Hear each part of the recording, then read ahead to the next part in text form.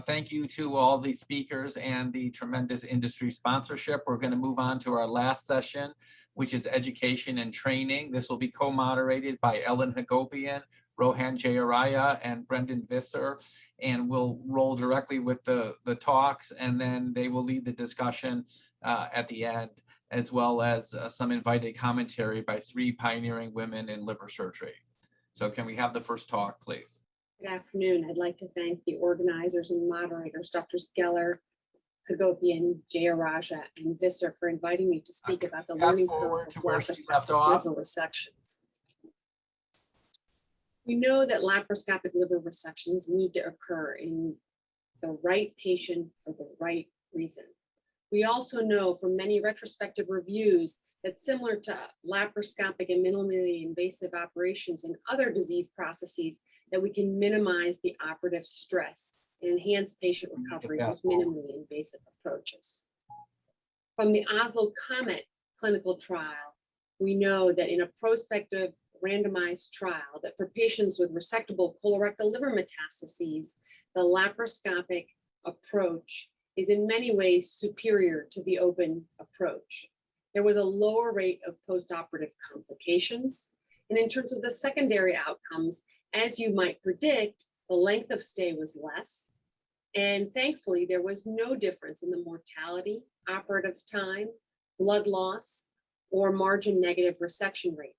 And at 4 months, there was no difference in cost. But the laparoscopic group did gain a 0.01 quality adjusted life year. So we do thank our Norwegian colleagues for performing this very important clinical trial.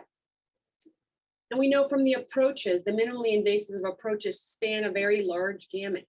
We have a hybrid approach where it's really just minimally invasively mobilizing and dissecting, but then doing a limited open incision, versus a hand-assisted approach where the surgeon's hand is in there. And I will highlight that sometimes in a teaching setting, this can be the safest way to approach an operation. And then the fully minimally invasive approach, where the resection is entirely through the trocars and really only an incision is made at the very end of the operation. The learning curve was actually established in 1954 as a sequential analysis for monitoring change direction. And in the idealized learning curve, there's a slope which reflects the growing experience that corresponds to continuously improving outcomes. Whereas during the plateau phase, mastery has been reached by the operator and no further improvement can be achieved. Now, while this idealized learning curve can often work well for the manufacturing industry, we have different challenges because many of our patients are very different in terms of their habitus. And so the surgical learning curve is different. We have to understand and analyze the number of cases that we need to master a new operative technique. And some of this varies from surgeon to surgeon and the types of operations they do and the type of mentoring that they get. And we know that we can get an improvement of surgical outcomes that doesn't occur at a constant rate, mainly because there's so many different variables. Let's skip to the next video. Thank you so much for the privilege of the invitation to speak. I am honored to talk about ergonomics, muscle strain, and liver surgery. My only disclosure is that my spouse is a moderately famous urologist who receives honoraria from the companies they're listed for education and consulting, unrelated to this talk. So why should we care about ergonomics? Well, as we all continue to use electronics, even outside of the operating room, we are continuing to abuse our bodies and divest ourselves of the strength that we've evolved to have. And also because of the mere fact that what we do every day affects what we do every day. So here on the left is a picture of one of my senior partners operating with a resident and a fellow. And you can see my senior partner's neck is at an unhealthy position. Our resident physician has his elbow in the air and his shoulder in an uncomfortable spot, and our fellow who's assisting in this moment in the case has his torso turned and is unevenly standing on one of his hips. Now, these people are using a Bookwalter, so lest you say that this is retractor dependent, here's some folks using a Thompson. This is off of Twitter. Dr. Curtis Ray, neck at an unnatural angle here, and then also a lot of hunching. And I must point out that while neither of these people appears to have a gravid uterus, these hockey sticks on the Thompson do not pair nicely with a gravid uterus. So what do we know about surgical ergonomics, about how all of these things we do every day can affect our lives? Well, my former co-chief resident, Dr. Chichi Stuckey, who is now a very successful staff member at the Mayo Clinic in Arizona, did a meta-analysis of surgical ergonomics and symptoms and strain, and noted that up to 40% of surgeons report work-related injuries, and that approximately 50% of these seek treatment. This is more common among surgeons performing minimally invasive surgery. The selection time of this meta-analysis led up to 2014. So most of those minimally invasive surgeons were doing laparoscopy. And the most common locations of pain are back and neck pain. We wanted to look at this in the context of robotic surgery in our predominantly robotic program here at City of Hope. And so our City of Hope fellow, Dr. Camille Stewart, who is now on faculty at the University of Colorado, did a prospective study with approximately 100 cases, 35% of which were robotic and 65% open. And 52% of our surgeons here reported worse pain after operating in a variety of locations. This was worse for surgeons who were shorter, which we defined as less than 5'6", and also worse for male surgeons. We use the NASA task index to show that surgeons did report decreased physical demand on the robot, and that this is congruent with other researchers who have surveyed surgeons and found that pain increases to approximately similar degrees after open and robotic surgery, or excuse me, open and laparoscopic surgery, but less so after robotic surgery. We should also note that other researchers have shown that there are differences in surgeon pain by gender and glove size following laparoscopic surgery. So females are 6 times more likely to have experienced treatment for hand, wrist, thumb, or finger issues. And that they also noted that this could be a size issue. So that when you put together surgeon height and glove size, that you double the likelihood of experiencing discomfort in the lower back. But they did a sub-analysis in this paper that was very interesting. And they found that, so if we're not just talking about small-handed individuals that are hurting more, because small-handed males in this series reported pain to a much lower proportion, at a much lower proportion than small-handed females. And this was actually the same also for large-handed surgeons. So large-handed females reported pain more often than large-handed males. So there's something else going on. And it may rest in the optimal OR setup for laparoscopy, which we could all use a refresher for. So in 2013, Dr. Rosenblatt, who is a minimally invasive gynecologic surgeon, published an interesting video paper where he detailed the 3 common mistakes that we make in the laparoscopic setup in the operating room. And I'm going to highlight some of the things that he shows in his video paper. One, to celebrate the very brave woman that he was able to convince to wear a white bodysuit to show the ergonomics, and 2, to show us all what we can be doing better. So the monitor needs to be 50 to 20 degrees below eye level.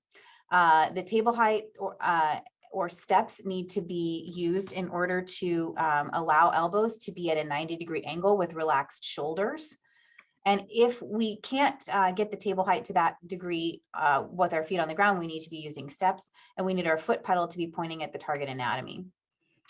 The common correctable minimally invasive posture mistakes involve pointing our heads forward.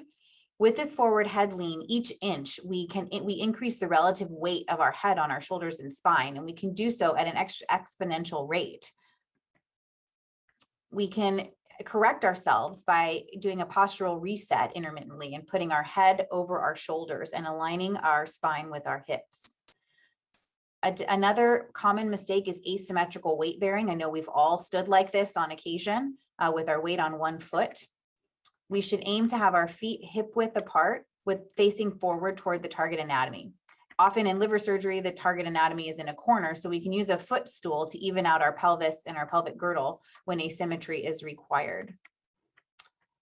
We can use shoulder elevation, dropping our shoulders, relaxing the arms down, and relaxing the hand as part of our postural reset for when we're scrunching our shoulders. And that's the last piece of minimally invasive. So asymmetric pelvic girdle, shoulder elevation, and forward head lean. Those are the things we can correct. When we look at optimal robotic positioning, it's important to pay attention to chair height and also to resting our arms on the console. So we want a straight back, feet flat on the floor, and attention, like I said, to seat height and our proximity of our abdomen to the console. Additionally, we want to make sure that we use liberally the finger or foot clutch mechanism so that we can appropriately position our arms and hands. I happened to look for robotic liver surgery on Google, and I found several of our colleagues. This is Dr. Jin He from Johns Hopkins. These are some of our colleagues from Virginia Mason, and they both have assumed appropriate positioning, resting their hands on the console. Not sure who this is, but this robotic liver surgeon is going to be hurting more than the other two after the surgery is over. An additional strategy is taking micro breaks during the procedure. And this has been studied not just specifically in liver surgery, but actually in multiple different surgical arenas. And they combine, this is a randomized controlled study that combined 4 different centers and 60 surgeons, 69% of whom were male and the majority of whom were in their 40s.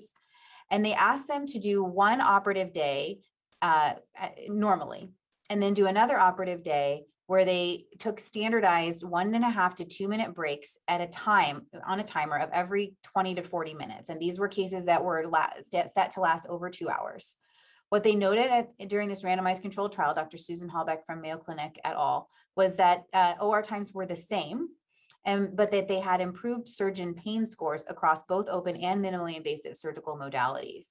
They also noted that the surgeons had improved mental focus. And you can see here the areas of pain mitigation that were experienced with just some simple focused stretching for 1 to 2 minutes at a time. So neck, wrist, shoulder, lower and upper back, all reporting improved discomfort. So Mayo Clinic actually set up a website for this that you can go to and look at the stretches. I'll highlight a few of them here.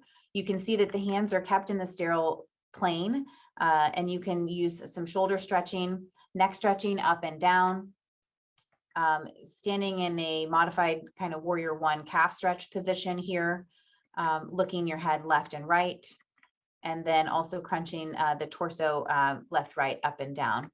And all of these things can result in increased comfort and increased surgeon longevity. These are just things in the OR in addition to out of OR fitness that can be achieved. So in conclusion, small but regular adjustments to operative posture can improve surgeon focus and comfort. Laparoscopic instruments should not be one size fits all.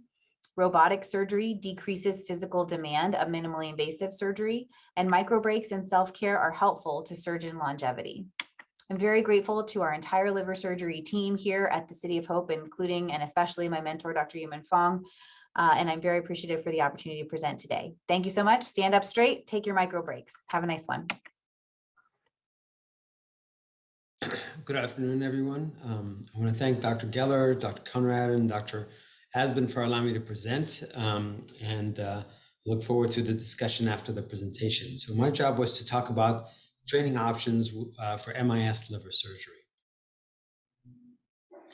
I have no disclosures. I do teach for industry, however, not directly related to what I will present here today. So I'm just going to start real quick with a video of a posterior sectionectomy that was done by my chief resident, and I do mean by my chief resident, just last week. Just a brief clips here. This is just really starting the transection here using the CUSA to isolate the veins. You can see the veins are paper thin. He handles them very well, and then going on to deeper layers, taking the pedicle there, and then taking also the right hepatic vein afterwards. Now, again, this is done in a obese patient for cancer.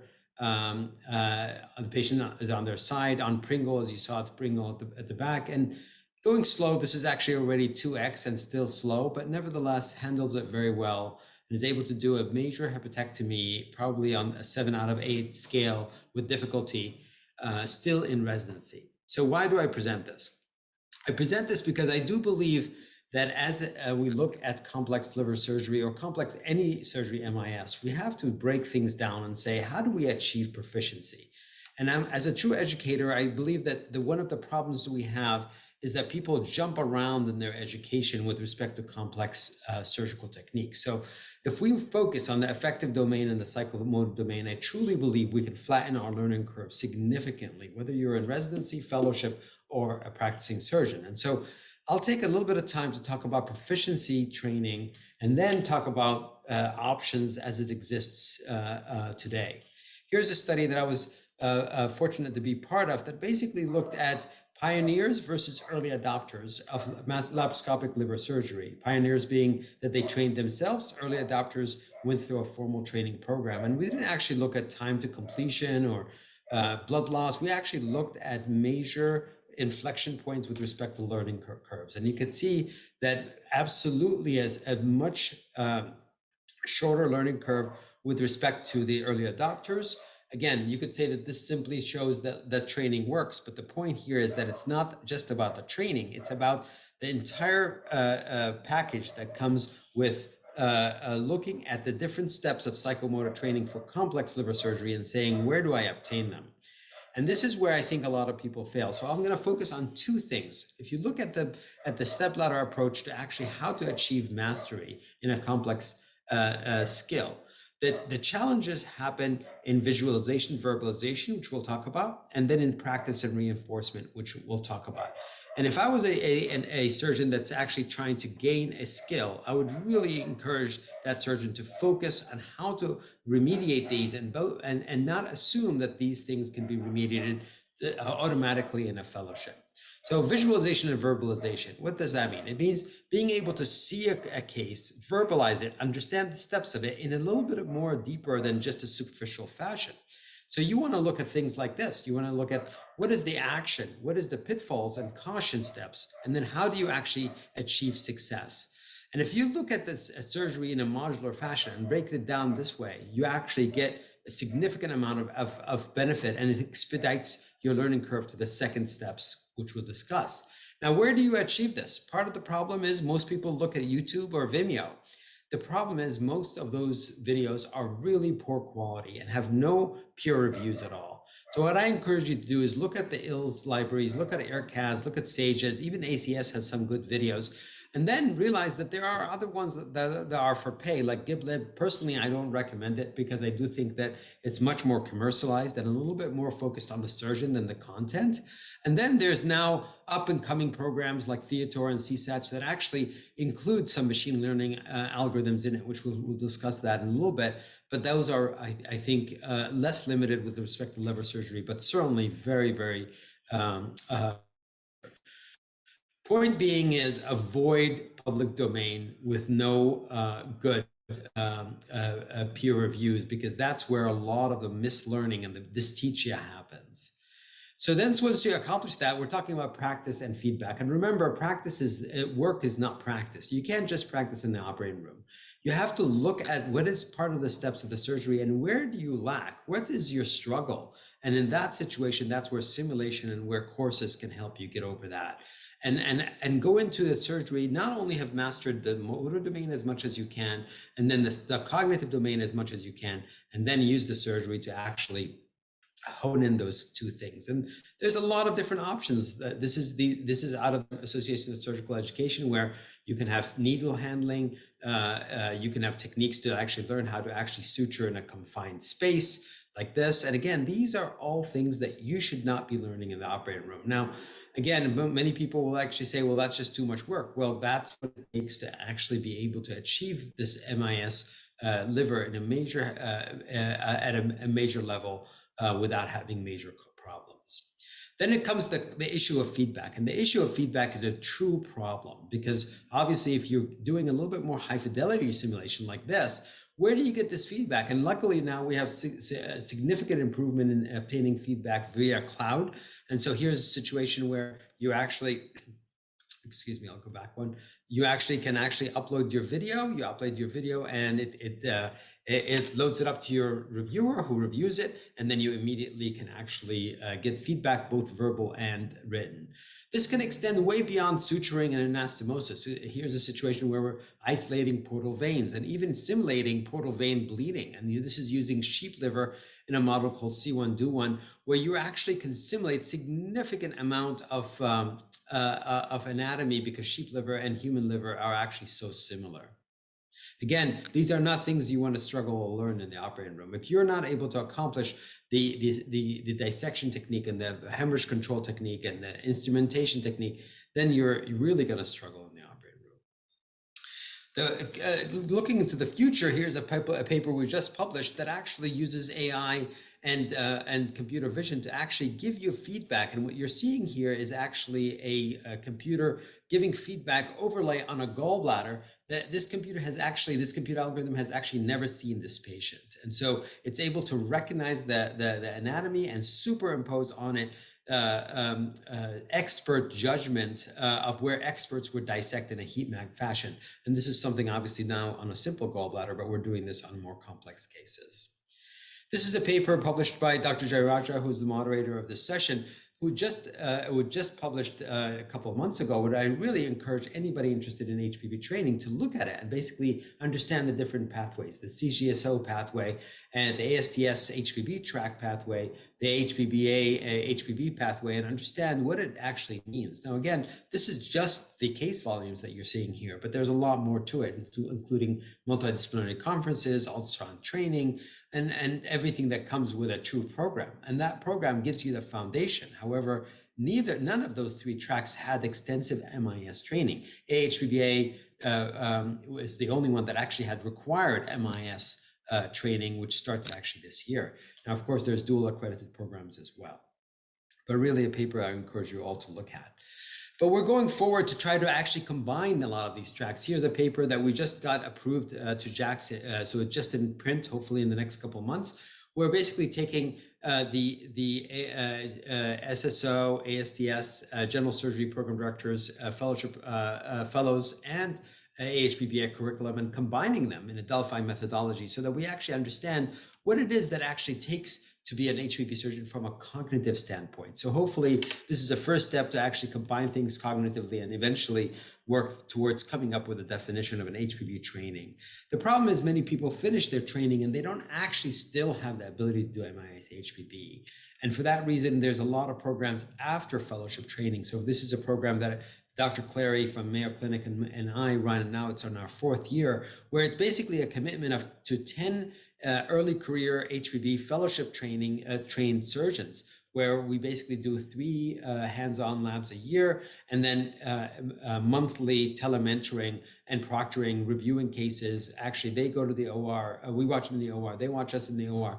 And that's actually has significant improvement. This is I know you can't read this, but this is what we do in an entire year with multiple meetings. And this is our class this year. And these are all fellowship trained, fantastically trained surgeons.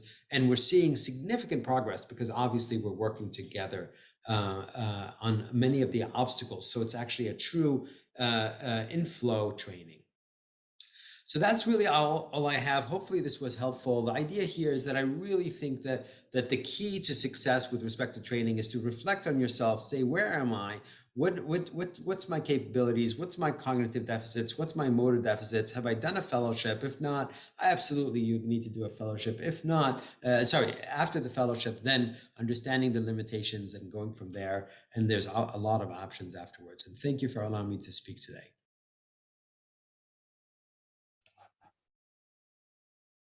Dear colleagues, my name is Felix Krenzin and I'm currently doing a fellowship in liver surgery in Berlin at the Charité.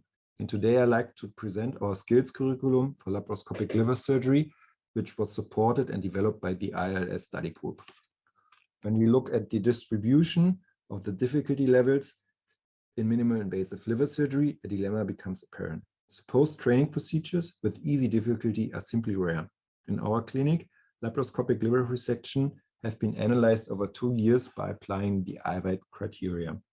Only 1 in 10 procedures were a training procedure with easy difficulty. This means for a clinical fellow in liver surgery, assuming the fellow is always available and has no vacation, he or she could perform a total of 22 easy procedures in 2 years in our department. Therefore, together with the ILLS study group, we designed a curriculum to structure the training. A total of 61 HPP surgeons with experience for laparoscopic liver resection have participated. The so-called partial step concept was applied. The sub-steps were divided procedure-specific into basic skills, fundamental skills, and advanced skills. In total, 22 sub-steps have identified during a liver resection and have been validated by a survey rated for difficulty, and minimum required procedure number.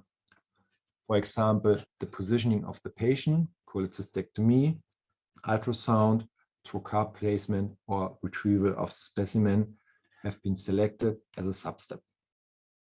First, the rater had to define the difficulty of each substep. Here you can see the gradation of difficulty for 22 substeps, where the color red indicate a substep that are supposed to be more difficult, and blue indicates substeps that are rather easy to perform. From this heat map, you can see that there are sections during an operation that tend to be more easy than others, and there are substeps that are particularly complex. Next, the study participant had to indicate how often a surgeon has to perform a substep under supervision in order to master this substep independently.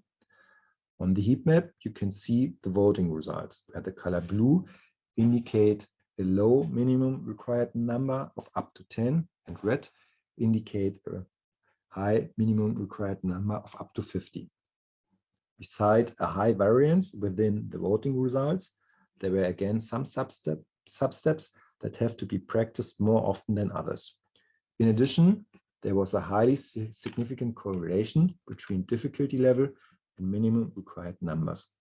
That means with increasing difficulty of the substep, the required minimum number increased.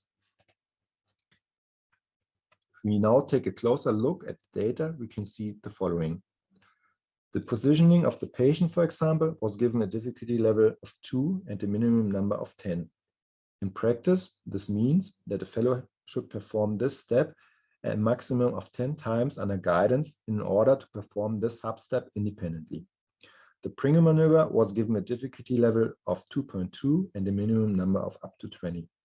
On the other hand, there were also difficult substeps, such as hilar lymphadenectomy with a difficulty grade of 3.2 and parenchymal dissection of hybrid criteria grade 4. What does these numbers mean for clinical practice? Can a fellow be trained in a certain surgical department? To answer these questions, we have analyzed how often these substeps are performed in our clinic over a time period of 2 years. The relative frequency of the substeps has been used now to calculate whether training is possible within 2 years in a department with up to 100 or 150 laparoscopic liver resection within 2 years. In fact, some substeps are performed during every operation, such as trocar placement or retrieval of the specimen, here indicated as green. For these substeps, the curriculum is easy to follow. However, there are some substeps such as the mobilization of the right or left liver, for which training becomes difficult in a center, even with up to 150 laparoscopic liver resection in 2 years, here indicated as yellow. Furthermore, some substeps as hilar lymphadenectomy, but also complex parenchymal dissection, the required minimum numbers cannot be achieved over a time period of 2 years. Therefore, it can be concluded that fellowship training is also limited and strongly dependent on patient volume in every surgical department. Interestingly, we found that the experience of the raters of the study participant correlated with the voting results. With increasing surgical experience in laparoscopic liver resection, the level of difficulty of certain substeps was underestimated, here indicated as red, while the recommended minimum number of iteration was rated higher. We call this effect the surgical teacher paradox. For example, the difficulty level of dissection of the portal vein was rated lower as the rater's surgical experience increased. Here you can see it on the left side. Or meanwhile, the recommended minimum required number of iteration for trocar placement was higher as the rater experience increased. I like to summarize. Building a formal continuing education structure for the protection of patient can be applied by using the substep concept. Complex operations contain easy substeps that allow surgical training. As surgical experience increases, the difficulty of substeps is ranked lower, but the minimum number of substeps is ranked higher. The curriculum was already published in Annals of Surgery, and you can download there the protocol. A A big thanks to the ILS community supporting this project, and I'm happy to answer any question. Thank you.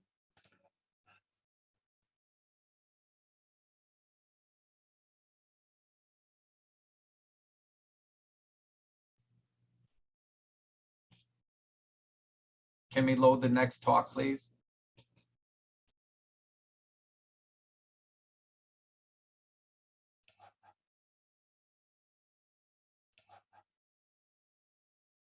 Dear colleagues,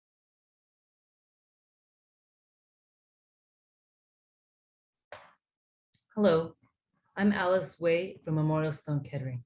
I'd like to thank the organizers of this panel on education and training at the International Laparoscopic Liver Society 2021 virtual meeting for asking me to give this important talk on diversity in HPB surgery.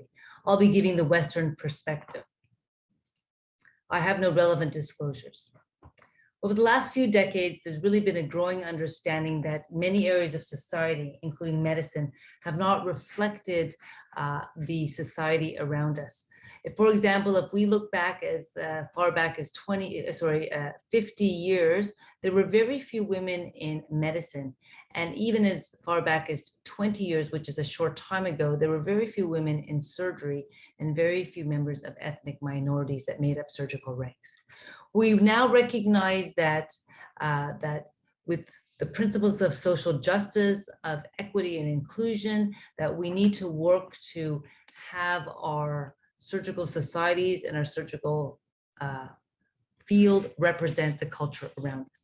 And by embracing the principles of social justice, we can create institutions, future institutions, which promote learning, innovation, and creativity, that they're nimble and flexible and responsive to the society around them, that intentional inclusion of different points of view and ideas are important in order to meet the needs of our society and really achieve the principles of equality and respect for human dignity that underlie the medical profession.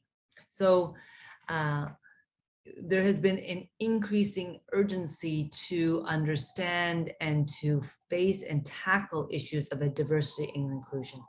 So what do we mean by diversity and inclusion? Here's some definitions that you should know.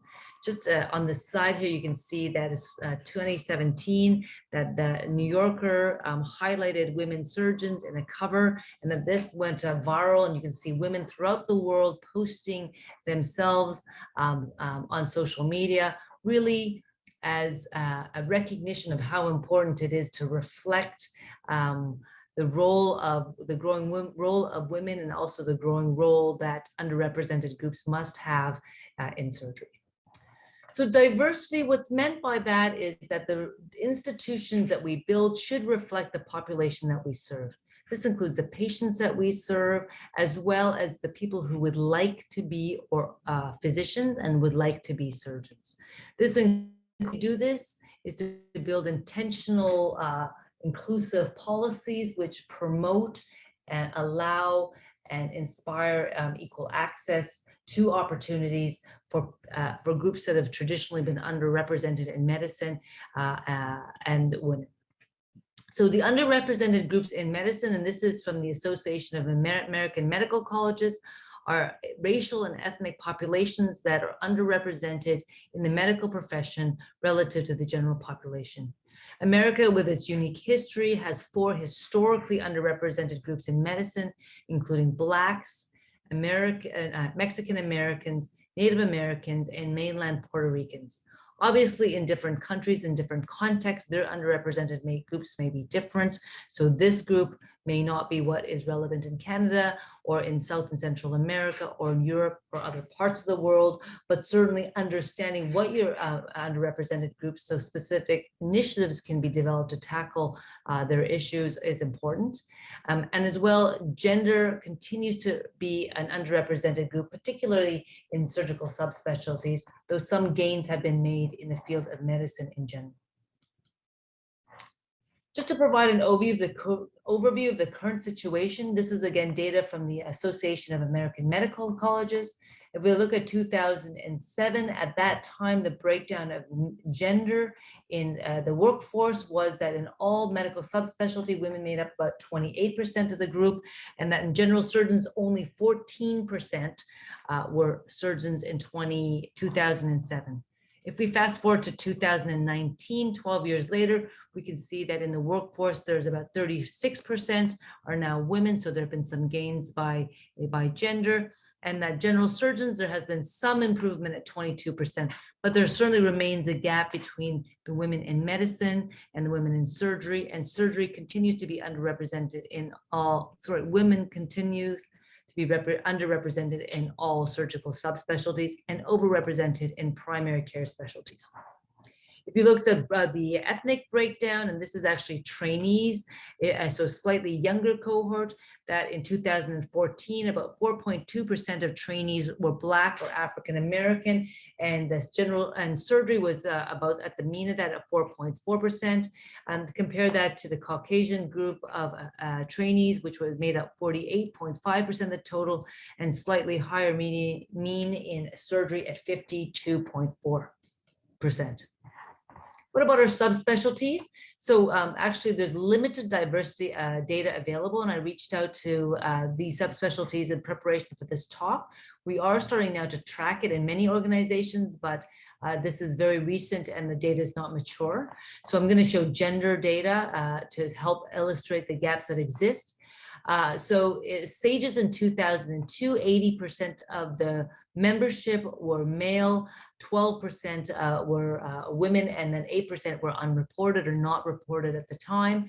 If we look back at if we look now at 2020, now 71% are men, and that women now represent 21% of the membership. And I apologize, there's been a bit of a color flip here, but 21% are now women. So some gains have been made, but certainly a gap remains. There's actually less information about HPV data, and certainly our organizations don't routinely capture race and ethnic makeup until very recently. But this nice study from City of Hope looks at the gender breakdown of academic faculty in HPV surgery in Canada and the United States. We can see that women makeup are underrepresented at all different levels. At the assistant and more junior levels, they make up about 23% of the academic faculties, but at the associate and at the full professor level, you can see decreasing numbers. So only 7% of HPV professors are female in America and Canada. This theme is also recapitulated if you look at studies looking at Black academic surgeons, so at the more junior ranks, that there has been some success in improving diversity, though a large gap remains, and at the more senior levels, that diversity gap is wider.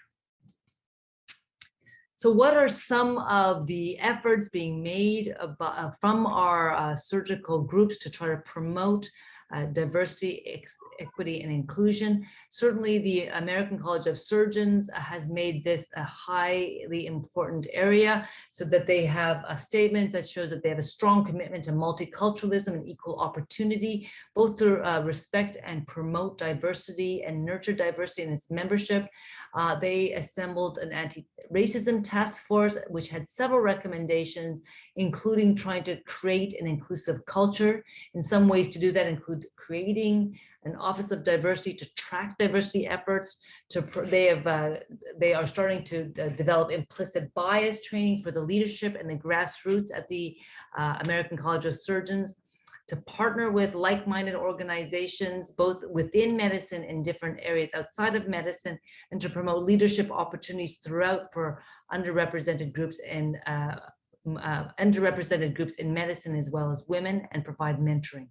Certainly some of the diversity goals that they aim to achieve would be to try to define what the workforce should look like and can look like, to develop a pipeline for underrepresented minority groups for recruitment and retention, and to mentor and sponsor underrepresented groups in medicine and women at all levels. Within hepatopancreatic biliary surgery, the different regional organizations have identified this as a key area. Certainly in the West, And in the Americas have embraced, the Americas HPV Association has really embraced and supported the policies to decrease equities. And really, this has been given very high priority within the organization that I'm most involved in. In the European HPV Association, also, they have issued a statement saying they're very strongly committed to gender equality and working forward to developing inclusion and diversity efforts. The IHPBA and the APHPBA also are developing their efforts going forward. Some of the specific concrete initiatives that we have been focusing on the AHPBA, which is the Americas group, is that we've established a DEI committee. We've issued a statement about our stand on racial injustice and equality. We've broadened the data collection, so we'll have more demographic information about our membership so that we know where the gaps may lie. Developing town hall meetings and webinars, as well as outreach initiatives, foundations. Our foundation is funding travel scholarships for underrepresented groups in medicine, as well as leadership opportunities. And we've really committed to try to have no mammals at annual meetings. So each panel should have a representation both of women as well as participation of underrepresented minorities whenever possible.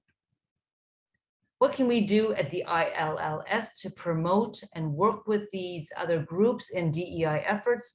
So this organization really has a unique forum for collaboration, for information exchange, for teaching the next generation of surgeons about advanced minimally invasive liver surgery. So we have this ability to work with our internationally and really try to promote diversity, equity, inclusion within our group. It really aligns with what we're trying to do with the mission of the ILLS, which is to mentor young and upcoming and growing surgeons in this area. They can join the ILS for skill acquisition, for leadership development, and also we can work to build an intentionally inclusive culture. And part of sessions like this is to help do this, to amplify issues of diversity, equity, and inclusion, both in our own organization as well as partner organizations. I really look forward to working with many of you in these efforts going forward. So I want to thank you very much for attending this session.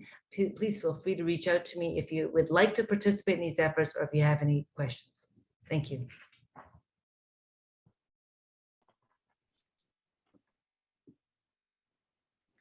Good day, everyone. Thank you for giving me this opportunity to be the voice of the women in HPV surgery, and perhaps in the laparoscopic playing field as well. This last session may be a menial topic for many, but I believe it is a pivotal talk that may be an eye-opener for some. I found it the most challenging in preparing for this one compared to all my other talks in HPV. I hope this will not just serve as a token presentation for women. It is an undeniable fact that surgery is a male-dominated field, and when one Googles surgery, these are the images that one will retrieve. And for liver surgeons, similar images portray of men in the field is shown. Even though ancient history reveals an active role of women in surgery in Egypt, Italy, and Greece as detailed in surgical texts of time, during the Middle Ages, regulations forbade women from practicing surgery unless they assumed their husbands' practices upon their deaths. King Henry VIII proclaimed that no carpenter, smith, weaver, or woman shall practice surgery. The modern period of surgery opens with women impersonating men to practice medicine and surgery. The first female surgeon in North America found it difficult to obtain residency after completing medical school. In Asia, there is a paucity of documentation about Asian female surgeons, although historical facts mention the role of women in childbearing activities and those serving in the royal courts. Even though we've come a long way since the time, it is appalling that women are still a minority and not recognized much in HPV today. This was in 2019 when HPV surgeons in Asia were acknowledged. Obviously, they were all men. Gender roles in Asia are deeply entwined with the East Asian cultural history where Confucianism enforces gendered rules. For instance, from a young age, men are taught the importance of professional success, higher education, honoring the family name, and providing for the family, while women are taught to focus on being respectful, learning to cook, and taking care of children. These existing cultural barriers limit women's role in surgery, especially HPB, which is undeniably demanding in time and effort. And this forms the gender stereotypes affecting the surgical world. This gap was evidently expressed by medical students who were discouraged to do surgery. The exact experience that I faced when I applied for surgical residency. The unspoken reality of gender gap in surgery is real, and in HPB is critical, where only 11% of IHPBA recognized fellowships are undertaken by women. Seeing that women are not well represented in HPB forums, I requested for a session in APHPBA to talk about the challenges of women in HPB. Although it was very insightful, the attendance was meager. In 2019, my request for another session was unfortunately denied. It is evident that women are truly a minority in this field, especially in Asia, and even more so for MIS. Even when worldwide increasing numbers of female surgeons are showing interest for liver surgery and transplantation, very few are seeking leadership, and very few are given opportunities. Is it because males are blocking the way, or clearly the burden of generations of male domination with women censoring or even doubting themselves, harboring imposter syndrome as well? A recent report showed females comprising only 23% of delegates as presenting authors in HPBA, while another reports only 10% senior authorship in journals, thus claiming a deficiency in the production line. In the West, childbirth and lack of flexibility in training deters women from either getting into a program or having children while in training. The cultural barriers, lack of role models and support, sexual harassment, and microaggressions in training for surgery were all common themes in the publications for many, many years. In a recent finding from Pakistan, the same issues were found, which significantly affected progression in surgical training up to 80% of women, and no access to leadership in 43% of women. A survey sent out in 2019 and 2021 gave the same kind of challenges faced by women HPB surgeons, with childcare and family matters rating the highest. 51% perceived that opportunities were not equal for both men and women. And a recent survey from Southeast Asia answered by both men and women shows practically the same challenges. Although majority of men perceive no challenges, there is a general lack of HPB surgeons in our region. 21% declared long hours, demanding, challenging hard work in HPB as a deterrent, though none of the female HPB respondents stated these as barriers. 13% mentioned family and traditional society roles. Some mentioned lack of role models and gender bias, while 12% believe that Asian culture where male dominance persists. Thus, commitment, dedication, and sacrifice of women in HPB is 100-fold. Over half reported time with loved ones as their biggest sacrifice to advance professionally.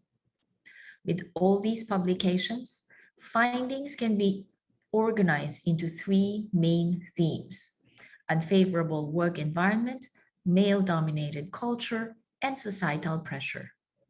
When asked about why they chose HPB, majority mentioned interest and a mentor during their residency.